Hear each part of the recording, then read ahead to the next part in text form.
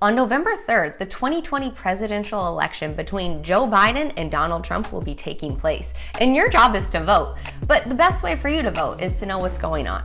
In this video, I'm going to be sharing with you the differences between Joe Biden and Donald Trump.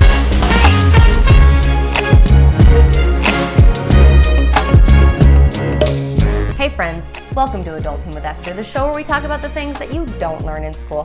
I'm Esther, and today we're going to be talking about Joe Biden versus Donald Trump.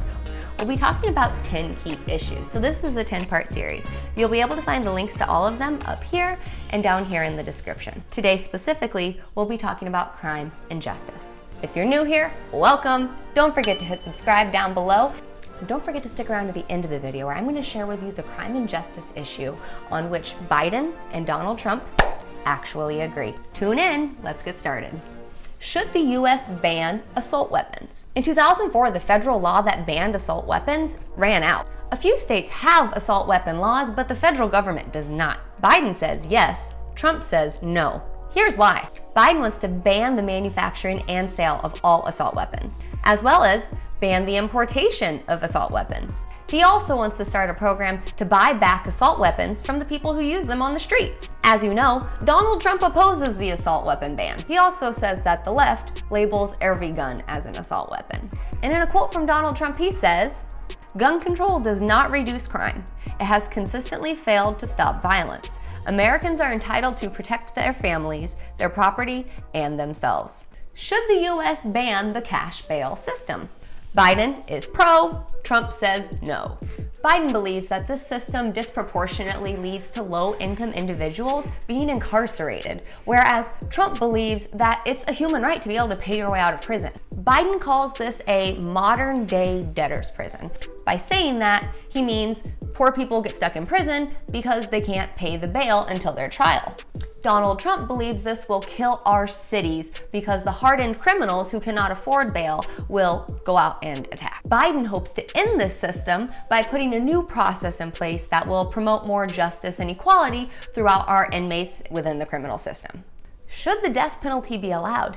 If you'd like to hear more about the death penalty, check out this video where I cover it in depth. On this stance, Trump is pro, Biden is con. In Trump's pro stance, he says, and I quote, "to propose legislation ensuring that those who commit hate crimes and mass murders face the death penalty, and that the punish be delivered quickly." Meanwhile, Biden continues to take the stance that this system of death penalty is disproportionate in its equality towards minorities and people of low income. Later in this interview from 2019, he continues to quote a statistic where he says since 1973, there were inmates, 160 of them, that were exonerated after having been executed per the death penalty. Using that as his fuel, Biden is hoping to pass legislation that the federal government will outlaw the death penalty. Oh, and make sure you stick around to the end of the video where I'll share with you the things on which Biden and Trump agree, because there's a few. Should the use of private prisons continue? As of 2017, approximately 8.2% or 120,000 inmates were within privately owned and operated prisons. Of that 120,000 people, 73% of those inmates were immigrants. On this issue, Donald Trump is pro, Joe Biden is con. In 2017, Trump actually rescinded an order made from the Obama administration to lessen the use of privately owned prisons. He did this because he felt that the federal government was not able to adequately meet the needs of the federal incarceration level, because it's growing, without the use of private prisons. So he put that in place. Biden is hoping to eliminate the use of private prisons because a lot of corporations are actually making a lot of money and profiting off of those private prisons. And they're making money on silly things like charging inmates extraordinarily high fees to make calls out to their families. That's another law he wants to put in place to eliminate the use within private prisons. Should universal background checks for gun purchases be made law? In this issue, what they want to do is so that when you purchase a gun, whether it's from a flea market or from a licensed dealer, regardless of where you purchase it, you'll need to have a background check taken. Currently, you only need to have a background check if you buy it from a licensed dealer. Therefore, if you're a person who has a shady background and buy a gun from a flea market, you'll be able to find a loophole within that system. This law, made by Joe Biden, if should he be elected, will eliminate that practice. On this stance, Biden is pro, and Trump's stance isn't clear. Essentially, Biden believes by putting this more thorough vetting of gun holders in place, it'll ideally eliminate the massive gun violence that is happening in America. The information I found on Donald Trump's stance is from August 2019. In his interview, he discusses how Congress is considering the different perspectives within the situation, and he emphasizes not once, not twice, many times, that there are a lot of background checks right now. He continues to repeat this information and hopes to reconsider it once Congress comes back to him with both Republican and Democratic perspectives. But he reiterates again, there are a lot of background checks right now.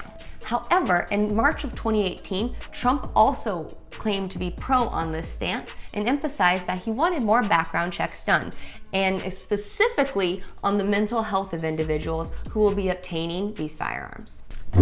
So then, Esther, what do they agree on? Great question. There's two things. First, should police departments be defunded or even abolished? With everything that's been going on in the past few months, we've heard the phrase defund the police a lot. What they're talking about here is literally taking some funds, not all of them, from the police departments and using them more towards civil rights movements and putting them towards the community in which public housing and other resources need to be available for the community. In the larger scope of things, reallocating the funds used for the police is also something being considered. Putting them towards body cams and bias training is just some of the ways that the defunding money could be used. So what do our candidates think about this? Biden and Trump are both con. So let's find out why. In Biden's stance of not defunding the police, his plan is to get the 4-degree professionals like psychologists and specialized social workers involved with the police. These experts would be able to work with the people who have mental health issues as well as need social support as opposed to police. And so while Biden is against defunding, he is okay for the idea of reallocating funds to programs for those with mental health and other necessary needs that could ultimately make our police funds used more effectively. Trump says there won't be any defunding, there also won't be any dismantling, and there's certainly not going to be any disbanding of the police. Our police have been doing their jobs of helping us live in peace, and we want to make sure that there aren't any bad actors out there. So then what's the other thing that they agree on? Let's talk. Should the federal or state governments implement the ban the box legislation? The ban the box legislation is it prevents employers from running a job applicant's criminal history until the later phase of the job interview. The intentions behind this is it would allow applicants that might not make it further through the interview process to get there and ultimately create a more equitable system when hunting for jobs. However, at the end of the process, a criminal history would still be ran, and if it didn't align with the company's values, the candidate likely wouldn't be progressed on in the system. So if you heard this and you were worried about pedophiles working in schools with children, which is what I was worried about, that wouldn't happen here. And as of November 2019, we actually have 35 states plus the District of Columbia on board with the ban the box legislation. And by passing this federal law, it would require those other 15 states that are not yet on board to become on board. And the intention of this is for people with criminal histories to be able to have access to the same job opportunities as their colleagues without criminal history. So what do our candidates think? Biden and Trump are both pro on this. Let's find out why. Biden says that he wants to expand on what Obama already put in place with these initiatives and allow this to be something that is adopted at the state and at the local level. He is clear to say that in passing this, it would not automatically restore any firearm rights. So if that was something you're worried about, not an issue. Trump actually already signed something into place called the National Defense Authorization Act, which includes what you might have heard of as the Fair Chance Act. These things will take effect in December of 2021. And what it'll do is prevent contractors and potential employers from investigating a job applicant's criminal history before there are any conditional job offers for most jobs. Wow, that's a lot of things to consider. If you made it this far, I want you to know how awesome you are, and feel free to brag about yourself by typing this secret word down in the comments. If you got value out of this video, make sure you hit that thumbs up button. And if your subscribe button is still red, go ahead and hit it so you can be alerted when we post our next videos. Make sure you check out the next video in this series by clicking the card at the end of the video or finding the link down in the description. Stay true to you, and I'll see you in the next video. Bye bye.